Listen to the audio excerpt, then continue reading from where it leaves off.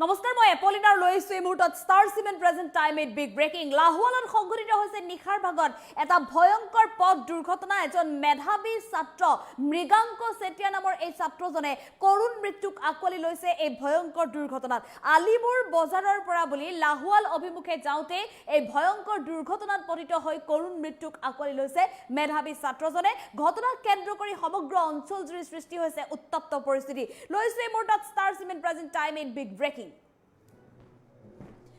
ডিব্ৰুগড় লাহোৱালৰ আলিপুৰত ভয়ংকৰ পথ দুৰ্ঘটনা কিছু মুহূৰ্তৰ পূৰ্বে ডিব্ৰুগড় লাহোৱালৰ আলিপুৰত সংঘটিত হৈছে এই ঘটনা ঠিতাতে নিহত হৈছে মৃগাংক চেতিয়া নামৰ এগৰাকী মেধাবী ছাত্ৰ সমগ্ৰ ঘটনা কেন্দ্ৰ কৰি হুকৰ চাহ পৰিছে এতিয়া অঞ্চলজুৰি বাইক আৰোহীৰ সৈতে i20 বাহনৰ সৈতে মুখামুখি সংঘৰ্ষ মটৰচাইকেল আৰোহী আৰু i20 বাহনৰ সৈতে মুখামুখি সংঘৰ্ষ সংকটজনক অৱস্থাত মেধাবী ছাত্ৰ মৃগাংক চেতিয়াক এমচিএইচলৈ প্ৰেৰণ কৰা হৈছিল কিন্তু চিকিৎসালয় নপাওতে কৰুণ মৃত্যুক আকোৱালি লৈছে ছাত্ৰজনে আলিমুৰ বজাৰৰ পৰা লাহোৱাল অভিমুখে আহি থকাৰ অৱস্থাতে সংঘটিত হৈছে এই দুৰ্ঘটনা ভয়ংকৰ দুৰ্ঘটনাৰ পিছতে ৰাজপথত সৃষ্টি হৈছে উত্তপ্ত পৰিস্থিতি যথেষ্ট ব্যস্ততাপূৰ্ণ এটা অঞ্চল আৰু এই ব্যস্ততাপূৰ্ণ অঞ্চলটোতে আচলতে একাংশ বাহনে তীব্ৰ বেগত বাহন চলোৱাৰ বাবে এই কৰুণ দুৰ্ঘটনা সংঘটিত হোৱা বুলি ৰাইজে ক্ষোভ প্ৰকাশ কৰিছে ঘোঁৰামৰা আৰক্ষী উপস্থিত হৈ ইতিমধ্যে ঘটনাস্থলীত তদন্ত অব্যাহত ৰাখিছে আমি পুনৰ জনাইছো এটা ভয়ংকৰ পথ দুৰ্ঘটনাৰ খবৰ কিছু মুহূৰ্তৰ পূৰ্বে ডিব্ৰুগড়ৰ লাহোৱালত সংঘটিত হৈছে এটা কৰুণ পথ দুৰ্ঘটনা এজন মেধাবী ছাত্ৰ মৃগাংক চেতিয়াই কৰুণ মৃত্যুক আকোৱালি ল'ব লগা হৈছে এই দুৰ্ঘটনাটোত আলিপুৰ বজাৰৰ পৰা লাহোৱাল অভিমুখে মৃগাংক চেতিয়া নামৰ যুৱকজন মৃগাংক চেতিয়া নামৰ ছাত্ৰজন আহি আছিল আৰু তেনে সময়তে এখন i20 বাহনৰ সৈতে মুখামুখি সংঘৰ্ষ হৈছিল আৰু এই ভয়ংকৰ পথ দুৰ্ঘটনাতে সংকটজনক অৱস্থাত স্থানীয় লোকে উদ্ধাৰ কৰি মৃগাংক চেতিয়াক লগে লগে ডিব্ৰুগড় অসম চিকিৎসা মহাবিদ্যালয়লৈ লৈ যোৱাৰ চেষ্টা চলাইছিল কিন্তু ডিব্ৰুগড় অসম চিকিৎসা মহাবিদ্যালয় নপাওতে ছাত্ৰজনে মৃত্যুক আকোৱালি লৈছে ঘটনাৰ পিছতে এতিয়া সৃষ্টি হৈছে উত্তপ্ত পৰিস্থিতি এটা ব্যস্ততাপূৰ্ণ অঞ্চলত যান বাহন আৰক্ষীৰ তৰফৰ পৰা পৰিবহণ বিভাগৰ তৰফৰ পৰা যিদৰে ব্যৱস্থা ল'ব লাগে যান বাহন চলাচলৰ ক্ষেত্ৰত তেনেধৰণৰ ব্যৱস্থা নোলোৱাৰ বাবে আজিৰ এই দুৰ্ঘটনা সংঘটিত হোৱা বুলি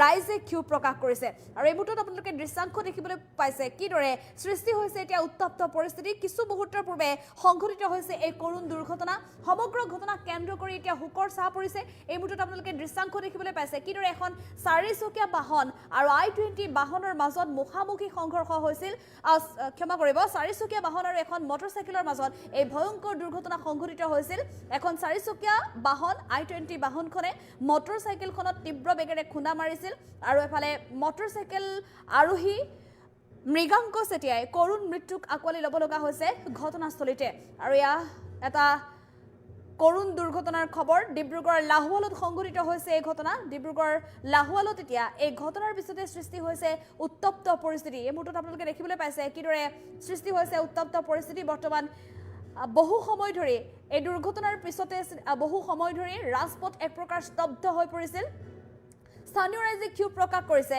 যেহেতু পৰিবহণ বিভাগৰ তৰফৰ পৰা যান বাহন আৰক্ষীৰ তৰফৰ পৰা যিদৰে এটা ব্যস্ততাপূৰ্ণ পথত ব্যৱস্থা গ্ৰহণ কৰিব লাগে যান বাহন চলাচলক লৈ তেনেধৰণৰ কোনো ব্যৱস্থা গ্ৰহণ নকৰা বুলি এক প্ৰকাৰ ক্ষোভ প্ৰকাশ কৰিছে আলিমুৰ বজাৰৰ পৰা লাহোৱাল অভিমুখী যোৱা পথ আৰু সেই পথছোৱাত একাংশ দ্ৰুতবেগী বাহনৰ বাবে পূৰ্বতেও বহু দুৰ্ঘটনা সংঘটিত হোৱা বুলি অভিযোগ উত্থাপন কৰাৰ পিছতে সৃষ্টি হৈছে এনেধৰণে উত্তপ্ত পৰিস্থিতি বৰ্তমান ঘটনাস্থলীত আৰক্ষী উপস্থিত হৈছে দুৰ্ঘটনাত পতিত হোৱা দুয়োখন বাহন ইতিমধ্যে আৰক্ষীয়ে জব্দ কৰিছে এফালে ঘটনা কিদৰে সংঘটিত হৈছিল ইতিমধ্যে প্ৰত্যক্ষদৰ্শী যিসকল লোক আছে তেওঁলোকৰ লগতো ইতিমধ্যে সোধপোছ অব্যাহত ৰাখিছে আৰক্ষীয়ে ঘটনাত আহত আন লোকসকলকো কেইজন লোক আচলতে আহত হৈছে বৰ্তমানলৈকে আমি সেই তথ্য জানিব পৰা হোৱা নাই কিন্তু যিসকল লোক আহত হৈছে সকলোকে বৰ্তমান সমীপৰ স্থানীয় চিকিৎসালয়লৈ প্ৰেৰণ কৰা বুলি জানিব পৰা গৈছে এই ভয়ংকৰ পথ দুৰ্ঘটনাৰ পিছতে এতিয়া বহু সময় ধৰি তীব্ৰ যান জঁট দেখিবলৈ পোৱা গৈছে ইখনৰ পিছত সিখন বাহন এতিয়া আবদ্ধ হৈ পৰিছে বহু যাত্ৰীবাহী বাহন আবদ্ধ হৈ পৰিছে বহু ব্যক্তিগত বাহনো বহু সময় ধৰি আবদ্ধ হৈ পৰা পৰিলক্ষিত হৈছে সামগ্ৰী কঢ়িওৱা বাহনৰ পৰা আৰম্ভ কৰি যাত্ৰী কঢ়িওৱা বাহন পৰ্যন্ত পৰ্যন্ত বাছ পৰ্যন্ত ঘণ্টাৰ পিছত ঘণ্টা এনেধৰণে আবদ্ধ হৈ পৰিছে লাহোৱালৰ ৰাজপথত। আৰু এই মুহূৰ্তত দৃশ্যাংশ আপোনালোকে দেখিবলৈ পাইছে, এজন মেধাৱী ছাত্ৰৰ কৰুণ মৃত্যুৰ খবৰ। এটা কৰুণ দুৰ্ঘটনাত ছাত্ৰজনে মৃত্যুক আঁকোৱালি লৈছে। মটৰচাইকেল আৰু I-20 বাহনৰ মাজত এয়া মুখামুখি সংঘৰ্ষত কৰুণ মৃত্যুক আঁকোৱালি লৈছে মেধাৱী ছাত্ৰ মৃগাংক চেতিয়াই। আৰু ডিব্ৰুগড়ৰ লাহোৱালত সংঘটিত হৈছে এই ঘটনা। ডিব্ৰুগড়ৰ লাহোৱালত আলিমুৰ বজাৰৰ পৰা লাহোৱাল অভিমুখে আহি আছিল মৃগাংক চেতিয়া নামৰ যুৱকজন, আৰু তাৰ পিছতে I-20 বাহনৰ সৈতে মুখামুখি সংঘৰ্ষ হৈছিল মৃগাংক চেতিয়াৰ। আৰু সেই মুহূৰ্ততে এই কৰুণ দুৰ্ঘটনাত গুৰুতৰভাৱে আঘাতপ্ৰাপ্ত হৈছিল মৃগাংক চেতিয়া। লগে লগে যিসকল প্ৰত্যক্ষদৰ্শী আছিল, অন্যান্য পথাচাৰী আছিল, সকলোৰে সহযোগত মৃগাংক চেতিয়াক ডিব্ৰুগড় অসম চিকিৎসা মহাবিদ্যালয়লৈ প্ৰেৰণৰ বাবে ব্যৱস্থা গ্ৰহণ কৰিছিল। কিন্তু দুৰ্ভাগ্যজনকভাৱে অসম চিকিৎসা মহাবিদ্যালয় নপাওঁতে মৃগাংক চেতিয়াই মৃত্যুক আঁকোৱালি ল'ব লগা ঘটনা সংঘটিত হৈছে। আৰু এই ঘটনাৰ পিছতে সৃষ্টি হৈছে উত্তপ্ত পৰিস্থিতি। ইজনৰ পিছত সিজন লোক এতিয়া ওলাই আহিছে। একাংশ তীব্ৰবেগী বাহন চালকক নাকি লগাবৰ বাবে প্ৰশাসনক ব্যৱস্থা গ্ৰহণ কৰাৰ দাবী উত্থাপন কৰিও অৱশেষত কোনো ধৰণৰ প্ৰশাসনে ব্যৱস্থা গ্ৰহণ নকৰাৰ বাবে ৰাইজ আজি ক্ষোভিত হৈ পৰা পৰিলক্ষিত হৈছে। মৃগাংক চেতিয়াৰ মৃত্যুক লৈ এফালে সমগ্ৰ অঞ্চলজুৰি শোকস্তব্ধ, সমগ্ৰ অঞ্চলজুৰি শোকৰ ছাঁ পৰিছে। আৰু তাৰ মাজতে প্ৰশাসনৰ তৰফৰ পৰা তীব্ৰবেগী বাহন চালকক নাকি নলগোৱাৰ বাবে বা এই ব্যস্ততাপূৰ্ণ এটা এলেকাত কোনো ধৰণৰ যান বাহন চলাচলৰ ক্ষেত্ৰত কোনো কঠোৰ নিয়ম বান্ধি নিদিয়াৰ বাবে এনে দুৰ্ঘটনা সংঘটিত হোৱা বুলি অভিযোগ উত্থাপন কৰি উত্তেজিত হৈ পৰা পৰিলক্ষিত হৈছে ৰাইজ। আৰু এফালে দুৰ্ঘটনাৰ পিছতে সৃষ্টি হোৱা উত্তপ্ত পৰিস্থিতিৰ বাবে বহু সময় ধৰি তীব্ৰ যান-জঁট সৃষ্টি হৈছিল সেই পথছোৱাত। সামগ্ৰী কঢ়িওৱা বাহনৰ পৰা আৰম্ভ কৰি যাত্ৰী কঢ়িওৱা বাহন পৰ্যন্ত বহু সময় ধৰি আবদ্ধ হৈ পৰা পৰিলক্ষিত হৈছিল। আৰু কিছু মুহূৰ্তৰ পূৰ্বে যান বাহন আৰক্ষী আৰু এফালে ঘোঁৰামৰা আৰক্ষী ইতিমধ্যে ঘটনাস্থলীত উপস্থিত হৈছে বুলি জানিব পৰা গৈছে। যান বাহন আৰক্ষী আৰু ঘোঁৰামৰা আৰক্ষীৰ উপস্থিতিত পৰিস্থিতি নিয়ন্ত্ৰণলৈ আহে আৰু বৰ্তমান পথ মুকলাই দিবলৈ সক্ষম হৈছে আৰক্ষীয়ে।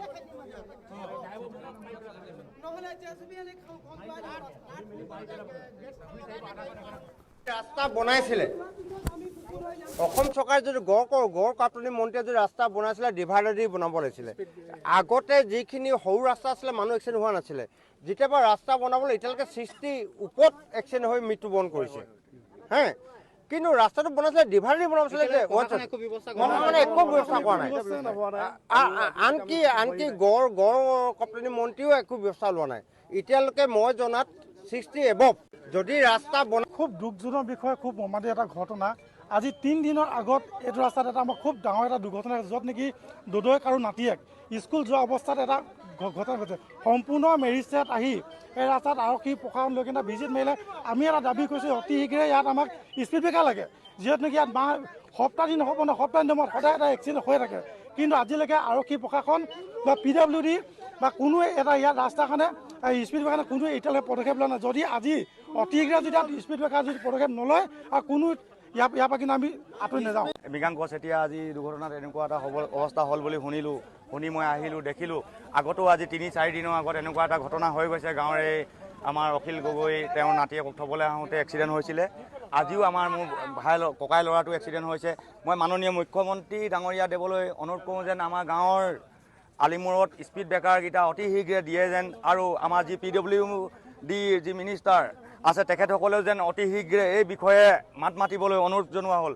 বিশেষকৈ মই অহা দেখি ভাল লাগিছে, এইটো কাৰণে প্ৰশাসন দেখি পালোহি। যিকেই নহওক, মিছা কথা ক'ব নাপায়, সঁচাটোৱে কৈছোঁ। আহি পালেহি, তেখেতসকলে নিজৰ উচিত কৰিছে কাৰ্যকলাপ। গতিকে মাননীয় মুখ্যমন্ত্ৰীদেৱ, আপুনি আহি যেনে তেনে আমাৰ কামটো সমাধান কৰি দিয়ে যেন। আমি সদায় যদি মানুহে হেৰুৱাই যাওঁ আমি জীয়াই থাকিম কেনেকৈ? গতিকে আমাৰ গাঁৱৰ যিবিলাক দুৰ্দশা অৱস্থা আছে সেইবিলাক যেন আপোনালোকে অতি শীঘ্ৰে ছল্ভ কৰি দিয়ে যেন, এয়ে মোৰ প্ৰাৰ্থনা। মৃগাংক চেতিয়া আজি দুৰ্ঘটনাত এনেকুৱা এটা হ'ব